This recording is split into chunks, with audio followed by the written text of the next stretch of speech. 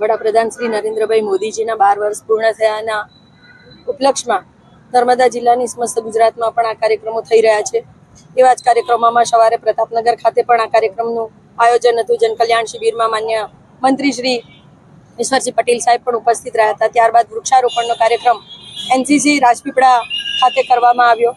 ત્યારબાદ ત્યાંથી પ્રબુદ્ધ નાગરિક સંમેલન એક બાબા સાહેબ આંબેડકર હોલ રાજપીપળા ખાતે રાખવામાં આવ્યું હતું। આ કાર્યક્રમમાં માન્ય પ્રભારી મંત્રી શ્રી ઈશ્વરસિંહ પટેલ સાહેબ, પ્રભારી શ્રી અર્જુનભાઈ ચૌધરીજી તથા ગુજરાત પ્રદેશ એસટી મોરચાના અધ્યક્ષ શ્રી ગણપતભાઈ વસાવા સાહેબ અને ભરૂચના માન્ય સાંસદ શ્રી મનસુખભાઈ વસાવા સાહેબ પણ ઉપસ્થિત હતા। ત્યારે આ કાર્યક્રમમાં જ્યારે વાતચીતનો એક સેતુ સાંધવાનો હતો અને પ્રજાની સમક્ષ જ્યારે વાત મૂકવાની હતી ત્યારે આયોજનકર્તાઓ દ્વારા એનાઉન્સર દ્વારા એવું કહેવામાં આવ્યું કે માન્ય સાંસદ શ્રી ભરૂચ એમનું ઉદ્બોધન રજૂ કરશે। ત્યારબાદ માન્ય સાંસદશ્રીએ કહ્યું કે ધારાસભ્ય છે અહીંયાના, તો એમને પણ બોલવાની તક આપો। ત્યારે સામેથી એવું કહેવામાં આવ્યું કે ભાઈ એ અમારા પ્રોટોકોલમાં નથી, એટલા માટે એમને બોલવામાં નથી કહેવામાં આવ્યું। અને આ વસ્તુને ધ્યાનમાં લઈને જિલ્લાના એસટી મોરચાના અધ્યક્ષ જે રાજુભાઈ વસાવા છે એમણે કીધું કે બેનના સ્વાગત માટેની પણ કોઈ વ્યવસ્થા નહોતી। ત્યારે હું પોતે એમના સ્વાગત માટેના ફુલહાર અને કલકીને એ બધું લઈને હું આવ્યો।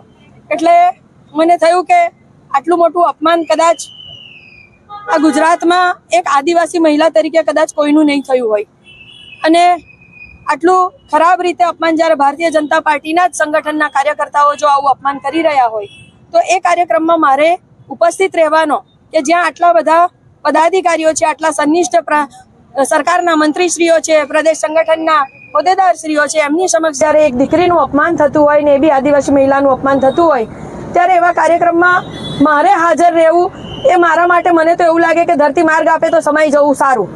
અને એના વાત લઈને હું એ કાર્યક્રમમાંથી હું બહાર નીકળી ગઈ કે જે કાર્યક્રમમાં આપણું માન સન્માન ન જળવાતું હોય તો ત્યાં આપણે હાજર ન રહેવું જોઈએ। અને એના અનુસંધાને હું ત્યાંથી બહાર નીકળી જઈને આજે હું અહીંયા ગાંધીજીના સ્ટેચ્યુ પાસે હું બેઠી છું।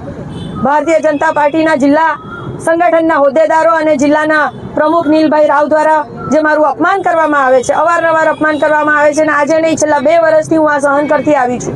અનેક વખત ગુજરાત પ્રદેશમાં પણ રજૂઆતો કરી છું, પરંતુ ખબર નહીં કોણ જાણે કેમ એમની ઉપર કોના 4 હાથ છે કે જેથી કરીને આજે એમની સામે કોઈ એક્શન લેવામાં નથી આવતું।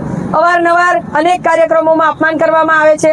પાર્ટીના કોઈ કાર્યક્રમો હોય તો અડધા કલાક પહેલા સૂચના આપવામાં આવે છે, અને એ સૂચનામાં જેથી કરીને ધારાસભ્ય હાજર ન રહે તો એવું પણ કહી શકાય કે ભાઈ ધારાસભ્યને તો સૂચના આપી હતી, હાજર ન રહ્યા, પરંતુ હકીકત શું છે, બેઝમાં શું પ્રોબ્લેમ છે એ પ્રદેશના લોકોને જાણ નથી।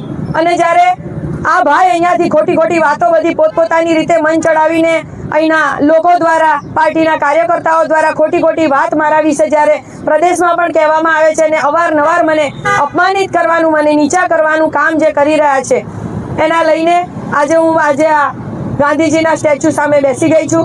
કારણ કે એકવાર અપમાન થાય તો સહન થાય, પરંતુ અવારનવાર અપમાન થાય તો શું હું ધારાસભ્ય બનવું એક આદિવાસી મહિલા તરીકે શું મારો ગુનો છે?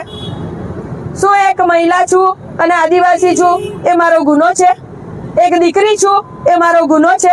અને આદિવાસી મહિલા તરીકે શું મારું અપમાન કરવું એ શું એમને અધિકાર આપેલો છે કોઈએ કે ભાઈ આદિવાસી મહિલા છે અને એને આપણે દરેક જગ્યા પર અપમાનિત કરવી જોઈએ? તો આને લઈને આજે હું અહીંયા બહાર બેસી ગઈ છું ગાંધીજીના સ્ટેચ્યુ સામે કે જે મારું અપમાન થયું છે એ અપમાન સામે જિલ્લા સંગઠનની સામે કંઈક તો કાર્યવાહી થવી જોઈએ।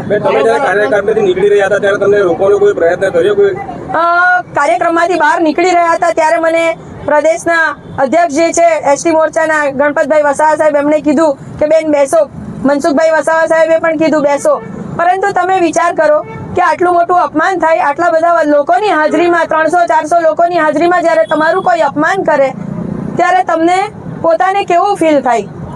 અને એ જે મારું અપમાન થયું મને ખરેખર ખૂબ ખરાબ લાગ્યું છે, અને એના આધાર ઉપર જ હું એ કાર્યક્રમને વોકઆઉટ કર્યો છે। હા, 100%। જે લોકો સંગઠનના લોકો અમને ધારાસભ્ય સમજતા નથી, કે જે લોકો ધારાસભ્ય તરીકે અમારું માન સન્માન જાળવતા નથી, તો કંઈ વાંધો નથી। ધારાસભ્ય તો અમને વડાપ્રધાન નરેન્દ્રભાઈ મોદી અને માન્ય ગૃહમંત્રી શ્રી અમિતભાઈ શાહ સાહેબે બનાવ્યા છે। આ કોઈ નર્મદા જિલ્લાના સંગઠનના લોકોએ ધારાસભ્ય નથી બનાવ્યા અમને। અને એમણે જે રીતના અમારા માટે આ રીતના વિરોધ કરીને અમારા માટે હંમેશા અપમાનિત કરવાના જે કામ કરી રહ્યા છે એના આધાર ઉપર રાજીનામું આપવામાં પણ હું પાછી પડીશ નહીં. ધરણા પર ક્યાં સુધી બેસો? જ્યાં સુધી આ જિલ્લામાં અત્યારે પ્રભારી મંત્રી શ્રી પણ છે અને એસટી મોરચાના અધ્યક્ષ બી છે. એ લોકો નિર્ણય કરે, એ લોકોની હાજરીમાં આખી ઘટના બની છે ને. કોઈ સર્વે લોકો સાક્ષી તો છે જ, એવું તો છે નહીં કે કોઈ બંધ બારણે કોઈ એક રૂમમાં ઘટના ઘટી હોય. સર્વે લોકોની હાજરીમાં ઘટના ઘટી છે તો સર્વે લોકો એ જુએ, જાણે, સમજે અને જે પ્રમાણે એમના હાજરીમાં ઘટના ઘટી છે તો એ પ્રમાણે નિર્ણય કરે. તમે કહો તો વારંવાર અપમાન થાય છે, આ બાબતની તો તમે રજૂઆત કરી છે ખરી પ્રદેશ કક્ષાએ? હા, પ્રદેશ કક્ષાએ પણ અનેક વખત રજૂઆત કરવામાં આવી છે. આ અંદર જે ભાજપમાં ધક્કા ચાલી રહ્યા છે, આંતરિક વિવાદ ચાલી રહ્યા છે, જેને લઈને જિલ્લા પંચાયત તાલુકા પંચાયતમાં ભાજપનો મોટો ફટકો પડ્યો હોય તેમ કહી શકાય? હા, 100%. અને એનું કારણ જ આ જિલ્લા પ્રમુખ છે. હા, દારૂ ખૂબ વેચાય છે નર્મદા જિલ્લામાં, જે રીતે નિવેદન સાંસદ મનસુખભાઈ વસાવા આપ્યું છે, તમે શું કહેશો એ બાબતે? 100% દારૂ વેચાય જ છે. દારૂ વેચનારા લોકો માલે તુજારો થઈ ગયા છે અને જે દારૂ પીને પકડાય છે એને 10-15 હજાર રૂપિયાનો દંડ આપીને એમને પોતે એટલું દંડ આપીને છૂટા કરવામાં આવે છે. દારૂબંધી ગુજરાતમાં છે એ કહી શકાય? આ બાબતે દારૂબંધી ગુજરાતમાં છે એ કહી શકાય? શું કહેશો? નર્મદા જિલ્લામાં તો નથી. ઓકે.